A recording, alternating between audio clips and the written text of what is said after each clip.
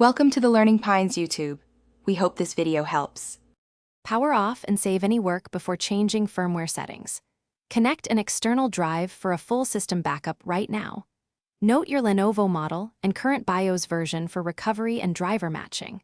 Record any existing BitLocker keys, passwords, or PINs you use. Have your AC adapter plugged in to avoid power loss during firmware changes. Ensure you can access your Windows account credentials after rebooting. These preparations prevent data loss and make reversing changes. Press the Novo button or F1 at startup to enter BIOS or the Novo menu. Navigate to the Security tab to set a supervisor password for firmware changes. Use a strong password you will remember or store it securely. Enabling the boot menu key, such as F12, helps with alternate booting later.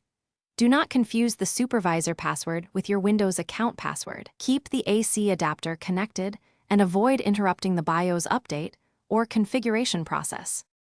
In the Security or Boot menu, find Secure Boot and disable it using the supervisor password. If your operating system requires legacy boot, change boot mode from UEFI to UEFI and legacy support. Carefully review prompts about keys and enrollment before confirming changes. Save your changes and choose Exit Saving Changes to reboot. Test booting from your intended USB or installation media to confirm the change worked. Re-enable Secure Boot later if you need firmware protection for production use. Thanks for watching. Consider subscribing if we helped you.